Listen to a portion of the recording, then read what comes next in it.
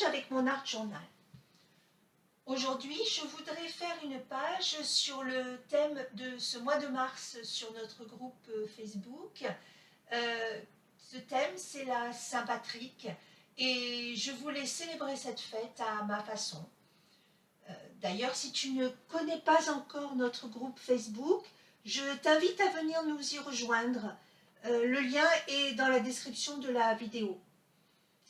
Dans ce groupe Facebook, je propose un thème mensuel et tu peux créer une ou plusieurs pages en prenant ce thème comme base et en utilisant les techniques de ton choix, de la peinture acrylique, des aquarelles, des feutres, des collages, etc. Et tout ce que tu aimes mettre dans tes pages. En plus du thème mensuel, je publie aussi toutes les 2 semaines un défi d'atelier avec un déroulé plus précis, mais qui te laisse la possibilité de développer ta créativité en essayant d'imaginer ce que toi, tu peux mettre dans ce déroulé, parce que cela reste suffisamment ouvert pour que tu puisses laisser libre cours à ton imagination. J'ai ouvert ce groupe il n'y a pas très longtemps, mais nous avons déjà créé quelques pages très sympas. Et puis, bien sûr, chacun est libre d'y publier ce qu'il a envie de partager. Donc, si le cœur t'en dit, n'hésite pas à venir nous rejoindre. Nous t'accueillerons avec grand plaisir. Comme tu le vois, pour cette double page, je fais mon fond avec un rouleau. J'étale d'abord ma peinture sur ma palette et je passe ensuite mon rouleau sur la page. J'aime bien faire des fonds de cette manière parce que le rouleau ne passe pas de manière uniforme sur la page et cela crée des effets plutôt intéressants. Et puis on ne peut pas contrôler, ce qui est parfait quand on fait de l'art journaling. Pour les couleurs du fond, j'ai commencé avec de l'ombre brûlée, bien foncée, puis j'ai mis un petit peu de gaieté avec du jaune cadmium moyen. Mais je trouvais quand même que mon fond était un peu trop foncé, alors j'ai ajouté de l'ivoire, du jaune de Naples et puis du blanc. En les mettant par petites touches, cela m'a permis d'éclaircir mon fond, mais de conserver tout de même la variété des nuances et sans avoir des parties définies et sans que cela ne se mélange non plus. Une fois que le fond est bien sec, ce qui en général va assez vite avec la peinture acrylique, je vais mettre quelques tamponnages. Mais je ne voulais pas que mes tampons prennent le pas sur le fond. Alors j'ai pris une couleur marron clair, c'est une couleur appelée thé, et je fais juste quelques marques. Je n'utilise pas toujours la totalité du tampon. C'est pour ça que je ne l'ai pas mis sur une plaque de plexi comme je fais d'habitude. Et puis je tourne aussi mon tampon pour que les marques ne soient pas toutes dans le même sens. C'est bien pratique avec ces tampons avec des marques. Cela va quand même plus vite que de les faire à la main et c'est plus régulier. C'est quand même bien pratique. Mon fond est maintenant terminé, je pense, et je vais m'occuper de mes images focales. Alors, qui dit fête de la Saint-Patrick dit bien sûr fête de la bière. Et je ne pouvais donc pas passer à côté. J'ai trouvé une photo de shop de bière et je les ai découpées pour les coller sur ma page. Mais avant de les coller, je vais ancrer les bords avec la même encre que j'ai utilisée pour mes tamponnages, le marron clair. Ensuite, je vais coller simplement avec de la colle en bâton. Je trouve que c'est une colle très pratique quand on veut coller un petit élément et quand le papier qu'on veut coller est assez fin. Mais bien sûr, la bière n'est pas le seul élément phare de la Saint-Patrick. Il y a les trèfles aussi. Et j'ai envie d'en faire sur ma page. Ce sera des trèfles un peu particuliers peut-être, mais c'est aussi un moment festif dont il faut profiter. C'est inutile de prendre les choses trop au sérieux, il faut s'amuser aussi. Et, mais je voulais tout de même que mes trèfles soient un peu harmonieux. Alors j'utilise un gabarit que j'ai découpé dans un carton et je trace d'abord mon cercle extérieur avec un crayon aquarellable blanc. Euh, je sais que ça ne se verra plus quand je mettrai ma peinture.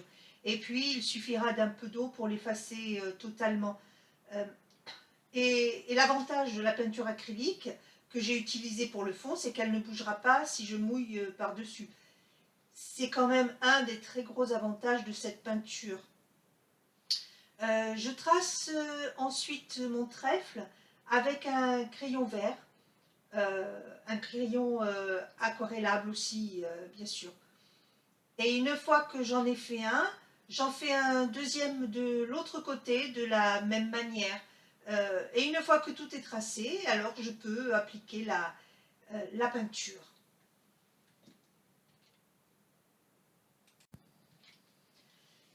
Quand tu travailles sur carnet, je ne peux que te conseiller de ne jamais hésiter à tester de nouvelles manières de faire, de nouvelles techniques, parce que c'est en testant différentes choses que l'on finit par trouver sa propre voie. Euh, Chaque idée est bonne à prendre, euh, même quand la page de quelqu'un ne nous parle pas, parce que tout simplement elle ne résonne pas en nous. euh, il y a toujours une idée que l'on peut adapter à sa propre conception de l'art journaling. Je n'aime pas trop quand j'entends certains artistes mettre des barrières, des interdits presque. Ça on fait ou ça on ne fait pas. Euh, je trouve vraiment dommage cette manière de penser. Pour moi, tous les conseils sont bons à prendre, bien sûr, surtout quand on débute et, et même après. Euh, mais je crois que chacun apporte sa propre patte et ce qui convient à certains ne convient peut-être pas à d'autres et vice-versa. Euh, pour moi, l'art journaling signifie liberté. Je fais ce que j'ai envie de faire et je ne donne à personne le droit de me dire quel chemin je dois prendre. Euh, Ce qui ne m'empêche pas d'écouter avec attention tous les conseils qui me sont prodigués. Je les analyse, je teste, je vois ce qui me convient, ce qui ne me convient pas, et ensuite, eh bien, je fais comme j'ai envie. Et il faut qu'il en soit de même pour tout le monde. Cette liberté, pour moi, est primordiale parce que c'est elle qui va pouvoir développer notre créativité.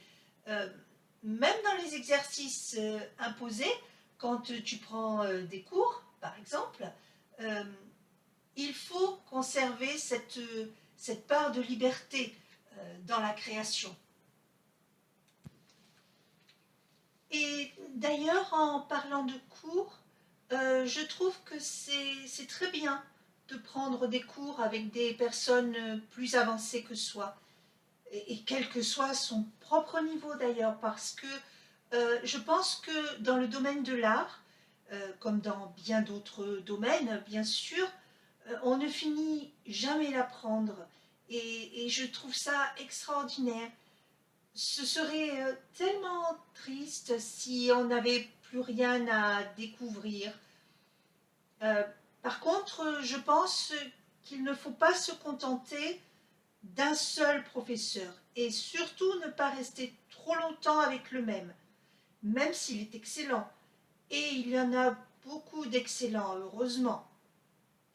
Et il faut bien se dire que chaque professeur ne peut donner que ce qu'il apprécie et te montrer la voie que lui-même a choisie. Mais on n'a pas besoin de devenir un clone d'une autre personne.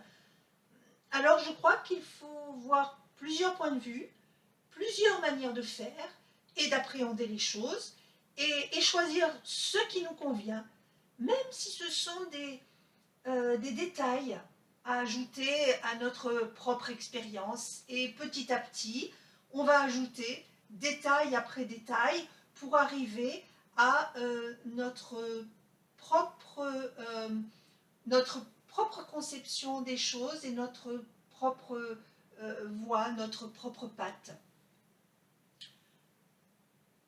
Je ne cherche pas à faire quelque chose de réaliste, bien sûr, mais j'avais une vague idée en tête et je me suis lancée pour arriver à quelque chose qui puisse se rapprocher de ce que je veux. D'ailleurs, en parlant de couches ajoutées les unes aux autres, n'hésite jamais à changer tes plans si tu as une nouvelle idée. Si tu décides de changer de chemin en plein milieu d'une création, c'est très bien aussi. Parce que c'est ça, l'art journaling. Et je crois que c'est toute la différence, pour moi, entre un art journal et un journal d'artiste. Ce qui n'empêche pas d'avoir des pages abouties dans les art journaux, bien sûr. Mais c'est ça aussi la liberté. Certaines pages sont des textes, d'autres pages sont des volontés d'atteindre un certain but, et d'autres pages, pour moi je sais que ce sont les plus nombreuses, c'est simplement pour déverser mes émotions du moment et mes ressentis du moment sur ma page. Euh, je le dis souvent, mais je pense que ce qui est important quand on se retrouve devant sa page d'art journal, c'est tout le cheminement pour arriver au résultat et non le résultat lui-même. D'ailleurs, la plupart du temps, quand je commence une page, je ne sais absolument pas où je vais la terminer. Je me laisse juste porter au gré de mes envies. Parfois, le résultat est fabuleux, mais parfois, le résultat n'est pas vraiment à la hauteur de mes attentes. Mais ce n'est pas grave, parce que quoi que l'on fasse, la page finale va me ressembler et va refléter mes émotions du moment. C'est ça la magie de la créativité. Quand on lui laisse la bride sur le cou, elle nous mène toujours vers des chemins inattendus, oui, c'est vrai peut-être, mais passionnants, ça c'est sûr. Et même quand il y a un thème que l'on veut suivre, comme ici pour la Saint-Patrick, on peut quand même se laisser porter parce qu'il y a toujours une part d'inattendu. Ce que je fais quand j'ai un thème sous les yeux, c'est que je laisse mon imagination me guider. Je vois quelles images me viennent en pensant à ce thème, ce que je veux faire moi-même, ce que je vais aller chercher ailleurs, soit parce que je n'ai pas envie de passer du temps à tenter de le faire, ou alors parce que j'ai envie de quelque chose de précis. Et puis après, j'essaie d'imaginer comment assembler tout ça pour en faire une page que je vais apprécier, qui va me parler et me ressembler. Deux personnes sur un même thème vont avoir deux approches différentes et j'adore voir l'imagination de tout le monde en œuvre. C'est vraiment passionnant.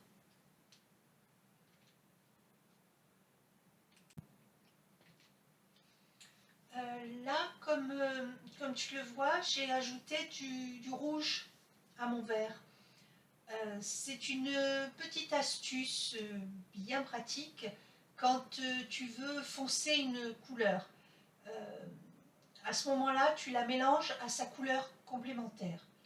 Pour le vert, la couleur complémentaire est le rouge. Euh, le disque chromatique ou la roue des couleurs se trouve facilement dans toutes les boutiques d'art et c'est un élément indispensable à conserver sur son bureau. Cela permet d'avoir les harmonies des couleurs que tu peux suivre, ou pas aussi d'ailleurs, parce que c'est la liberté créative. mais cela permet d'avoir sous les yeux les couleurs complémentaires, les triades, etc. Et cela te permet aussi d'avoir une idée des mélanges de couleurs et ce que ça peut donner. Il en existe de plusieurs tailles, ça ne coûte pas cher et c'est vraiment très utile quand on veut utiliser de la peinture. Euh, Tu le vois, je prends mon temps pour travailler chaque trèfle. Euh, Ce sont mes images focales et je passe du temps sur chacune.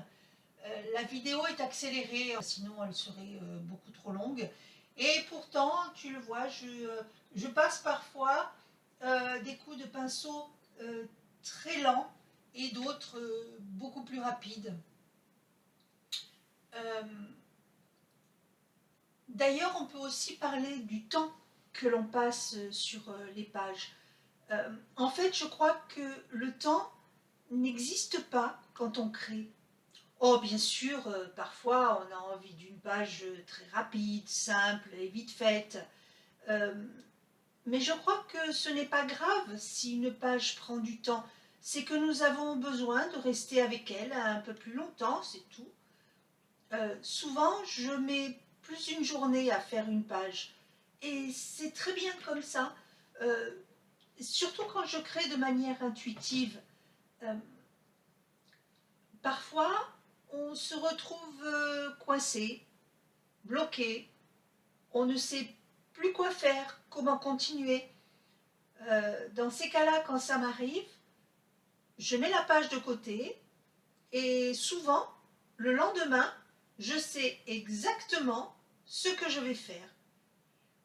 Quand tu sens que tu hésites entre un chemin et un autre, laisse de côté, laisse décanter. Et la solution apparaîtra d'elle-même. Une idée va te venir en tête, parfois sortie de nulle part, mais laisse-toi faire et suis cette idée. C'est ta petite voix intérieure qui te parle, ta petite luciole créative qui ne demande qu'à s'exprimer. Accueille-la avec bienveillance et teste ce qu'elle te propose. Et si au bout du compte cela te plaît moyennement, eh bien c'est pas grave. Tu as toujours la possibilité de rajouter quelque chose par-dessus et de prendre un nouveau chemin. En attendant que mes bonshommes trèfles sèchent, je m'occupe des chopes.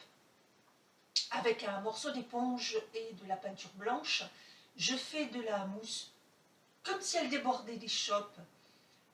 Avec l'éponge, cela donne un effet qui peut rappeler la mousse de la bière. Et une fois que la peinture de mes trèfles est bien sèche, je prends alors un feutre noir et je vais dessiner les détails des visages. Mes trèfles n'ont pas tout à fait le même visage et c'est exprès. Je n'avais pas envie de les faire totalement identiques, même s'ils se ressemblent beaucoup. L'un a les yeux plus ronds que l'autre, l'un a des parties plus claires que l'autre. Euh, En fait, si je les avais voulu totalement identiques, je crois que j'en aurais fait un sur papier à part et je l'aurais photocopié. Comme je l'ai fait pour les chopes de bière, pour lesquelles j'ai photocopié la même image, mais inversée.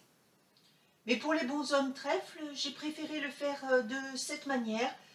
En plus, je bénéficie de la structure de la page parce que, en faisant le fond avec le rouleau, la peinture est un petit peu rugueuse et ces irrégularités sortiront sur mes trèfles une fois terminés.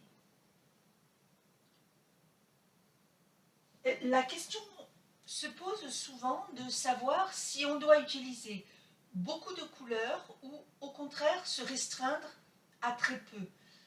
Je pense qu'il y a autant de réponses que de personnes à qui l'on pose la question. Pour moi, je dirais que là aussi, la liberté créative s'applique totalement et chacun fait comme il le sent, comme il en a envie.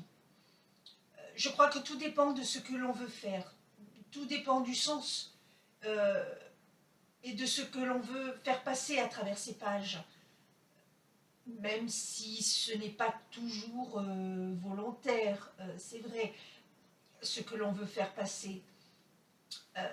On se laisse aller à créer et une fois la page terminée, on la regarde et on la comprend. C'est comme pour les titres et les petits mots que beaucoup ajoutent sur leur page. Là aussi, je crois que chacun fait comme il en a envie. Je mets très rarement des mots ou des titres sur mes pages.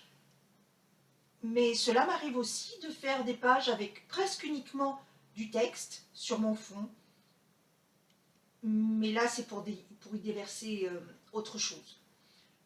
En fait, dans mes créations, je laisse chacun libre de voir ce qu'il veut. Je laisse celui qui regarde éprouver ses propres émotions sans lui imposer les miennes. Parce que je me rends compte que parfois, ce que moi je veux faire passer, quelqu'un peut l'interpréter d'une autre manière. Et c'est très bien, parce que là aussi, c'est la liberté créative. J'arrive maintenant aux détails de ma page. J'ai pris un pinceau très fin et avec de la peinture verte, la même que j'ai utilisée comme base pour mes bonshommes trèfles, je vais leur faire des vrilles. J'ai beaucoup parlé aujourd'hui de la liberté créative. Je crois que c'est une chose indispensable à garder en mémoire quand on tient un art journal, quelle que soit l'orientation que l'on veut lui donner d'ailleurs, et quel que soit le nom que l'on veut lui donner aussi. Chacun y va de sa propre définition. Mais je crois que c'est parce que chacun y déverse ce qu'il veut, de la manière qu'il veut. Donc peu importe le nom qu'on lui donne, son art journal doit devenir un ami auquel on peut tout dire, en mots comme en images, sans aucun tabou. Cela doit être un espace de liberté totale dans lequel on a le droit d'être qui on est vraiment. C'est la liberté d'expression dans toute sa grandeur, que l'on sache dessiner ou pas d'ailleurs, cela n'a pas d'importance. Il y a toujours des moyens de toute façon de contourner cette difficulté, mais ça c'est un autre sujet. Aujourd'hui je voulais vraiment consacrer mes réflexions à cette liberté si chère, si précieuse. Quand tout part en vrille dans le monde, il nous reste cette bulle de bien-être qu'il faut absolument chérir et préserver. N'hésite jamais à t'y plonger. D'ailleurs, les artistes de tout temps ont toujours eu cette liberté chevillée au corps et au cœur. Ils pouvaient se permettre certaines choses dans leurs œuvres que d'autres n'osaient pas. Prenons exemple sur ces grands artistes. À notre niveau, bien sûr, nous ne sommes pas tous Léonard de Vinci ou Rembrandt, mais nous pouvons, avec nos moyens, déverser cette liberté sur nos pages. Alors, ne nous en privons pas.